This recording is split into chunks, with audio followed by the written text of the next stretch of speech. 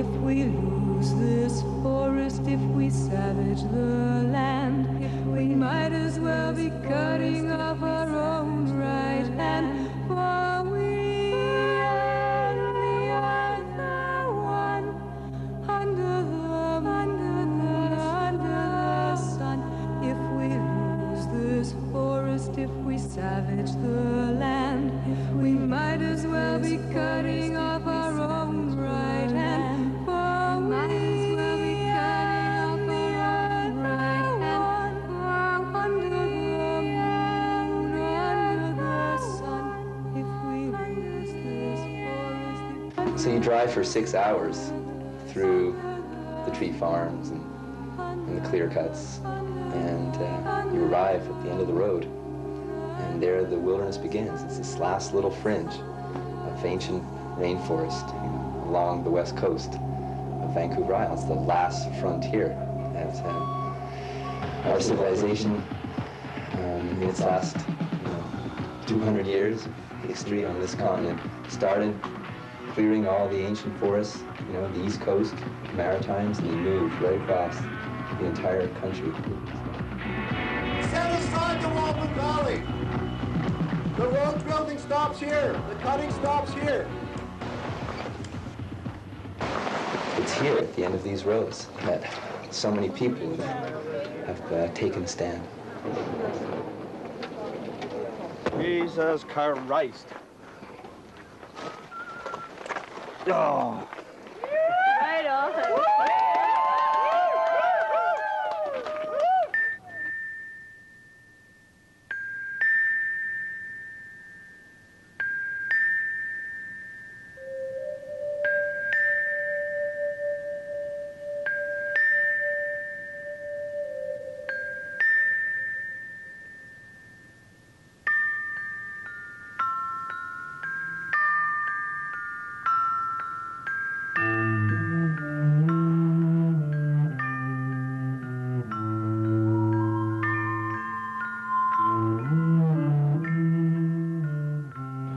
I guess a lot of people don't know that Canada has a rainforest, but in fact, we have one of the most spectacular temperate rainforests on the face of the planet. These are areas with huge trees, some of them up to 300 feet tall, that live well over 1,000 years old. The rainforest is an incredibly beautiful area. It harbors species that can only live in the temperate rainforest. The temperate rainforest in this part of the world, as it is in many parts of the world, is disappearing very, very quickly. Here on the west coast of Canada, in the province of British Columbia, our temperate rainforests reach their most magnificent size on the west coast of Vancouver Island, right where the Walbran Valley is. It's a once in a planet's lifetime to hold on to a landscape that's found nowhere else on Earth. That's what's at stake in the Walbran.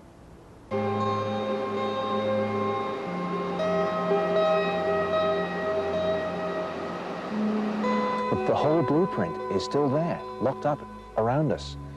Many parts of the world have destroyed all their wild ecosystems. They have only managed plantations, which are highly degraded, impoverished ecosystems, and they can't figure out how to duplicate what we have right here.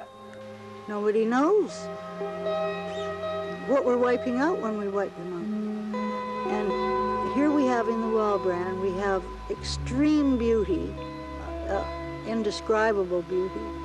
We have genetic diversity, such as we don't even know yet. We have a threatened species. The marbled murrelet was put on the endangered list as a threatened species in 1990. And the federal provincial report said the marbled murrelet is threatened because of its habitat is old-growth coastal forests, which are now so rare south of Alaska that this bird is threatened. There's only been one nest found in Canada, and that was found in the West Walbran area. We've only gotten into this area in the last month, and we've done 7 surveys, and the highest number of murrelets that we detected in one morning was 76. So we feel there is a good population here, but we haven't had a chance to study it yet. And we won't be able to if the road building and logging continues.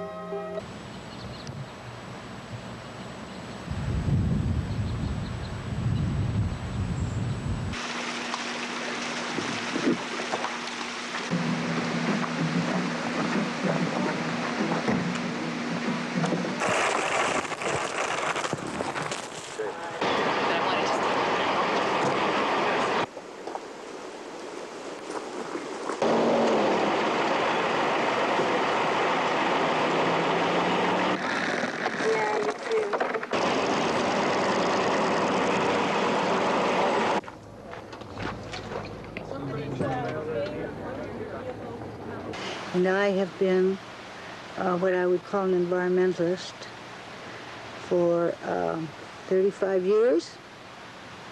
And I've been in many battles and have won almost none, which is the story of what's happened to BC.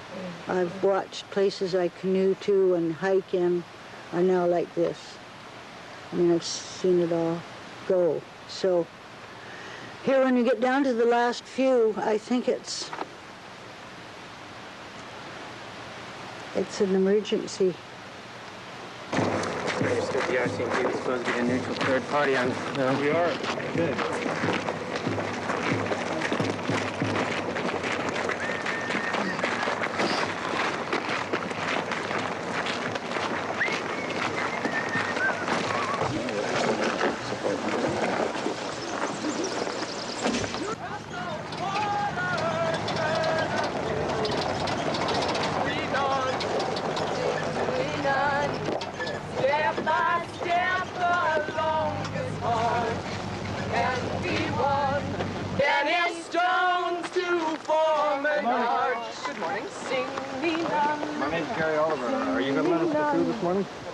I'm not. I have no desire to take your jobs away from you, but I don't believe that clear-cutting this ancient forest is going to keep your jobs. You realize we have the lawful right to be here? I've heard the injunction. And you're not prepared to move? I'm not prepared to move. Although the law says that you have the right, I think that there's something in my heart that tells me that we need to save this for the young people like us, for the other young people that are here, for you. But I want to know, are you going to move or aren't you going to move? I am not going to move. In 1890, the vast majority of Vancouver Island was covered with ancient forest. Are you going to stand aside and let our people go to work this morning, or is this an official blockade? By 1940, the east side of the island had been largely logged. Major valleys on the rest of the island were being actively logged. Thank you. Are you going to abide by the injunction and stand aside and allow the loggers to go to work this morning? No, I'm sorry, I can't. Oh, okay. In 1990, few significant areas of old-growth forest remain, and only a few watersheds are unlogged. Are you prepared to get up and move?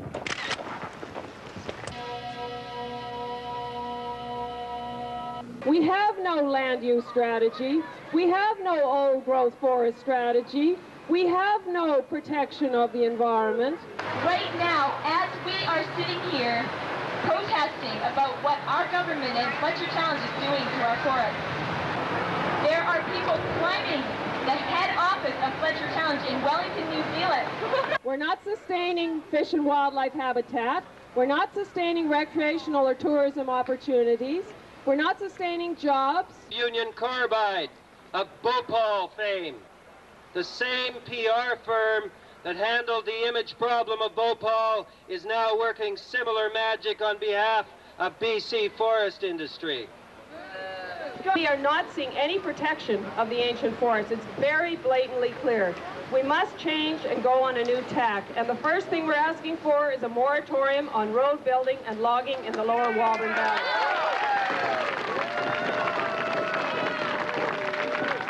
The blockade is held. Right on. And everybody's to be congratulated. Right on. So in other words, the ball is in their court. We've challenged Fletcher, and we're waiting for them to make their move.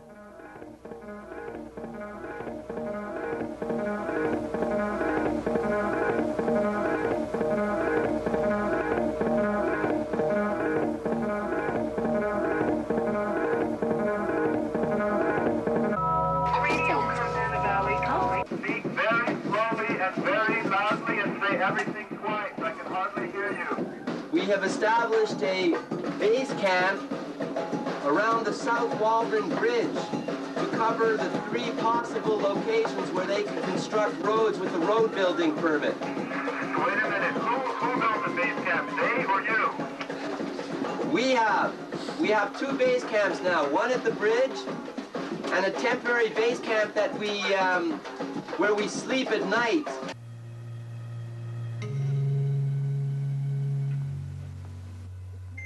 It's nice to get a couple hours. Everyone at one point in the day after blockading activities or whatnot usually disperses into the forest to have some time to connect with Mama Earth and to remember the trees, remember why we're there, standing for the trees and for the lichen and fungi and for the animals and for the rocks and the river.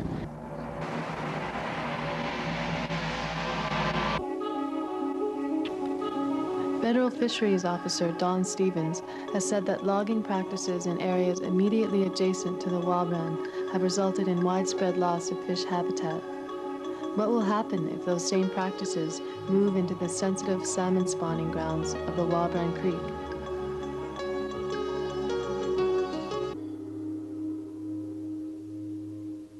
Where there's a continuous recycling of nutrients from the trees to the trees falling down and decomposing with the aid of myriads of different types of organisms and creatures. The old growth trees feeding the young growing trees, falling into the water and providing nutrients for the fish and the aquatic insects that live in the creeks. So it's a wonderful example of a system that has been working for thousands of years. And that's, to me, one of the things that makes it really special.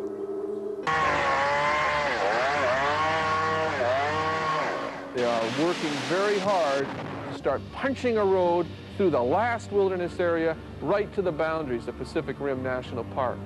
Today, Pacific Rim National Park is a large strip, only 1 kilometer or 2 wide, along the ocean in this park. It's not viable as an ecosystem without the wilderness area of the Walbran adjoining it. Is Fletcher Challenge willing to give us time? No. They're using their grapple yarders and their bulldozers like tanks and armored personnel carriers.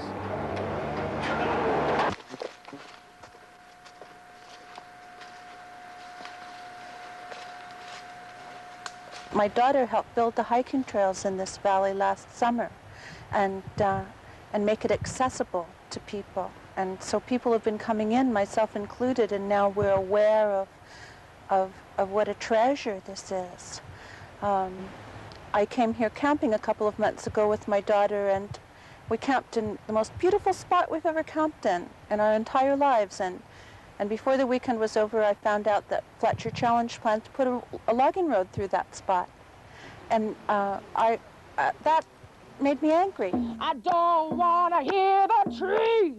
Trees are screaming no more, no more. Oh, no more. I don't want to hear the trees are screaming no more, no more. Oh, no more. I don't want to hear the trees are screaming no more, no more. Oh, no more.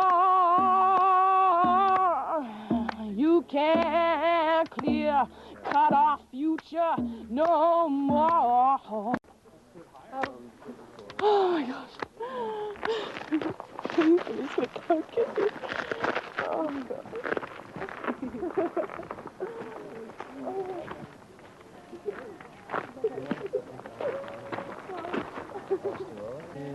Are you prepared to get up and move? Okay, you're under arrest now, and I'd appreciate it if you get up, please. Thank you.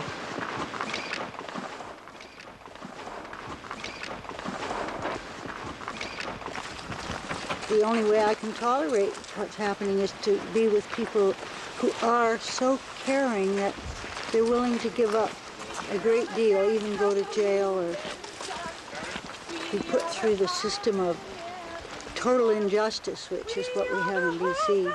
I don't notice Fletcher Challenge is polluted for 3 years in a row with mills in jail. I don't know if any of them being charged, and yet young people on a logging road in their own land are taken off to jail and charged.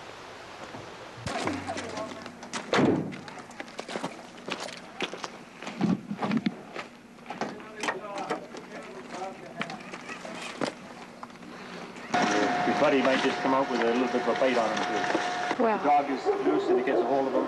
It's unfortunate. Fair warning.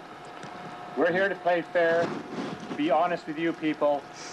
Anybody that doesn't act reasonable with us, we have resources, and unfortunately when it comes to this, we have to use them, and you people will suffer the consequences. Well, we have to be heard, unfortunately, as well.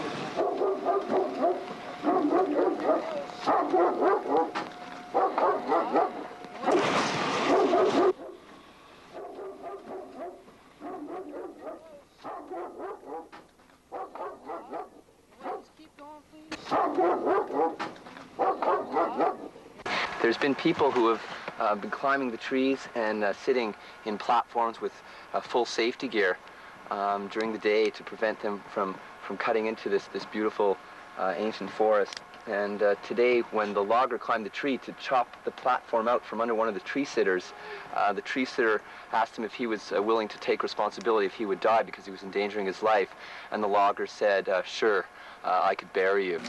They began falling behind me, close to my other friend on the other side.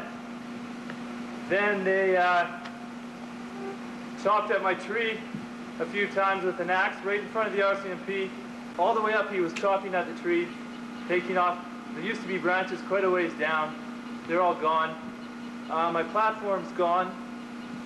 My equipment's gone. And I asked the policewoman to stop him because putting us both in danger. She was cracking jokes about it. But isn't it the role of the police to ensure everybody's safety? Certainly. And if a guy like that is with this attitude, is climbing a tree with an axe to cut out a guy's platform. You have to understand too. It's like sending the cougar into the chicken cage to get the chicken eggs. Well, not quite. I had to physically block them from chopping the branches of my tree platform with my arms and legs to stop them chainsawing and putting axes through them. While all this was going on, and while I was put in a life-threatening situation by these two riggers, the police officer who had previously been at the foot of my tree turned off his video camera and walked away. Is your camera on? Yeah. That's all. I understand the frustration you feel. Reverse that and say, well, here's a logger that's trying to feed his family and pay the mortgage on his house and has been doing it for 30 years. What frustration does he feel? That's why there's no way because he's going to get laid off.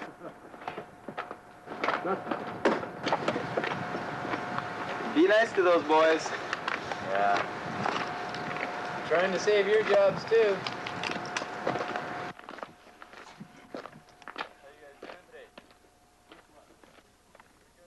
There isn't a logger today that can pass his cork boots on to his children. Not one of them. No. Because there's only a few years left. You see? They remove it so quickly. They take it out so fast. It's my opinion that with the skyrocketing rate of cut, that these companies do not intend to be here much longer after they log the first growth. It's get rich, pull out.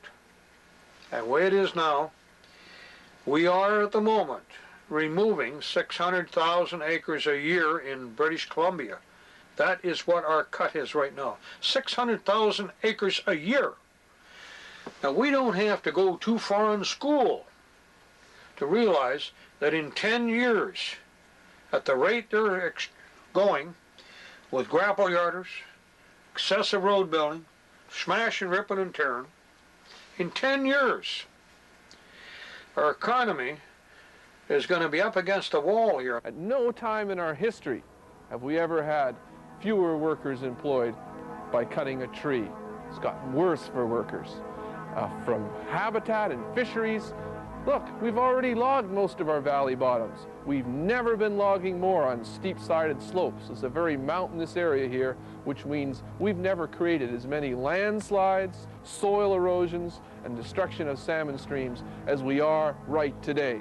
So why is the Canadian government saying different? Because of companies like Fletcher Challenge, who are orchestrating this, who are putting huge pressure on the government by threatening to turn off jobs. Their mills are shutting down and people are losing their jobs. We need to keep the wood at home and create factories for high value-added manufacturing of wood products, which produce 6 times the amount of jobs that our big conventional sawmills and pulp mills produce. So we really need a government that's going to take the initiative to retrain the workers in the kind of labor that doesn't require we destroy our last intact ecosystems.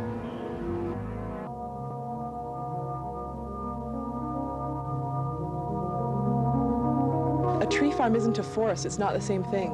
A tree farm is a farm, and it grows crops just like wheat or carrots or whatever crops you'd grow in another farm. So you're only planting one kind of tree, and it's the kind that's commercially valuable. All of the other plants, trees, and all of the other organisms you can't replant. We are losing species to extinction at the rate of 1 per hour. The temperate rainforest is a rich repository of biodiversity, a genetic library that we can't afford to lose. The yew tree, found in ancient forests such as the Walbran, is the source of Taxol, a newly discovered cancer-fighting drug. There are species in the Walbran that have been found nowhere else.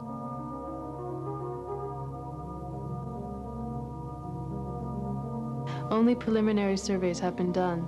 Who knows what other unique species will be found in a forest which has existed untouched for thousands of years. So when you clear cut a large area, all of the subspecies that were living in that area are gone forever. You can't replant a fungus, you can't replant a moss, and you certainly can't replant a marbled murrelet.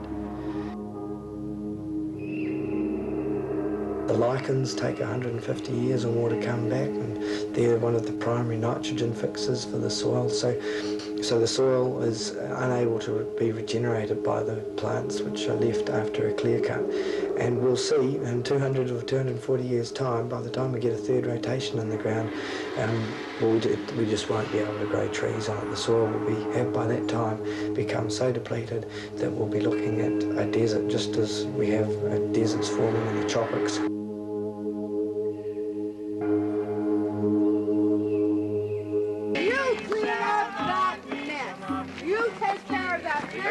Creating a nuisance by obstructing the plaintiff from carrying on logging and road building in the Walbran on Vancouver Island in the province of British Columbia. It really adds to the act quite a bit if they're getting hauled away trucked to jail for being defending the natural beauty of Canada, that we truck kids off to jail. So I had planned to come and play "Oh Canada, Glorious and Free" as they took off. So I can probably screech it out for you if that's what you'd like to hear.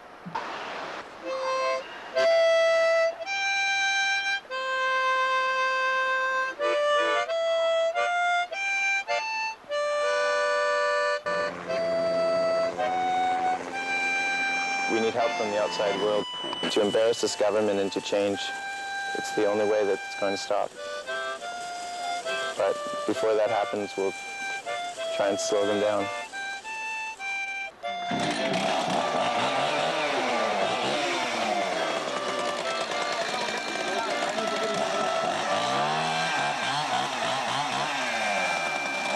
The company consistently claims that it's acting according to the laws of Canada, but the fact is there are no laws here. There's no Environmental Protection Act, there's no Endangered Species Act, for God's sake, there's no Water and Soil Protection Act. It's up to the company who have to do all the monitoring. It's the poacher and the gamekeeper of one. It's really, I'm really quite flabbergasted at just how backward a political situation there exists here in Canada.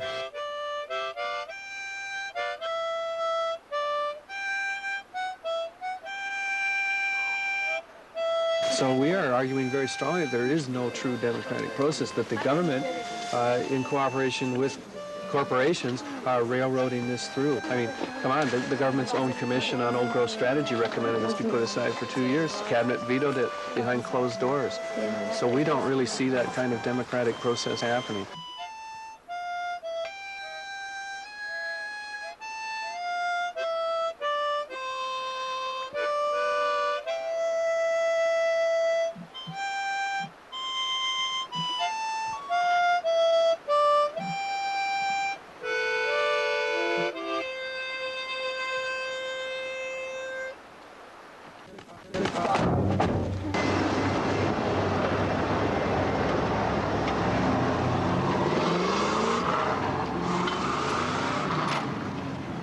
fallers working in there, ma'am. Would you please step behind the line? Come on. Out you go. You also, sir, would you please step behind the line? You can't do this.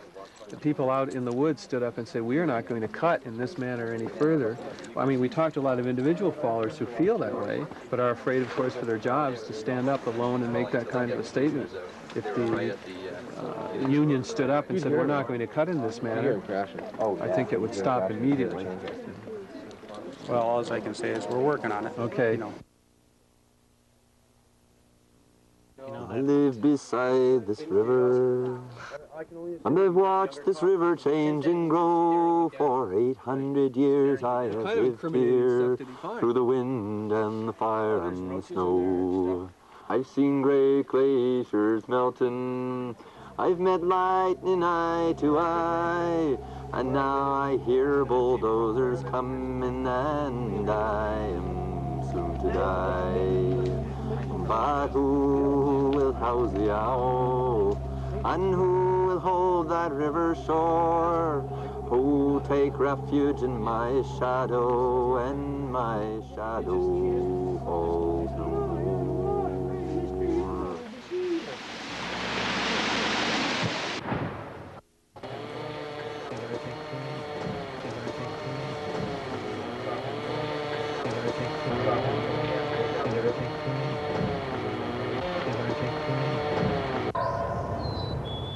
I've cut down trees that were 2,000 years old.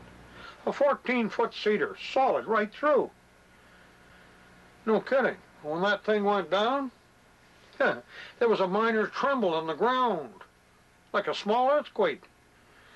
And you look at that thing, and I know, in the last few years when I was falling, I suddenly got the idea that, you know, I got an hour's wages out of that, and it took 2,000 years to grow. That tells me something, that I don't think we're going to see any of this again.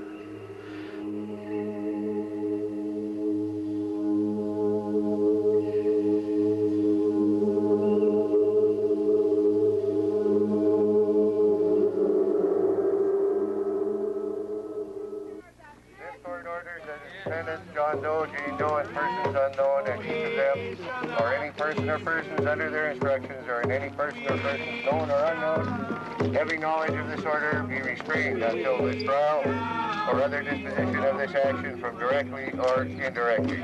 A. Interfering with or encouraging or counseling others to interfere with the performance by the plaintiff of its contract with the Minister of Forests of British Columbia on behalf of Her Majesty the Queen and right of the Province of British Columbia from logging and road building in the area covered by Tree Farm License 46, which includes the Walbran watershed, Logan Creek, and the part of Clayoquot Creek, collectively referred to as the Walbran, on Vancouver Island in the Province of British Columbia. B. Creating a nuisance by obstructing the plaintiff from carrying on logging and road building in the Walbran on Vancouver Island in the Province of British Columbia. C. Preventing, impeding, restricting, or in any way interfering with the plaintiff from logging and road building in the Walbran on Vancouver Island in the Province of British Columbia. D. Engaging in any act which interfere with the contractual relations between the plaintiff and its employees, servants, agents, or other persons having business with the plaintiff. This court further orders that during blasting hours, no person except those authorized by the plaintiff may come within the distance of 1,000 meters of blasting. And this court further orders that the defendants, John Doe, Jane Doe, and persons unknown, and any other protected by this order have liberty to apply on 1 day's notice to set aside or vary this order by the court, signed by the Deputy District Registrar, and take notice that if you, the bodies or persons affected by this order, neglect to obey this order, you will be liable to process of execution and proceedings for attachment and contempt.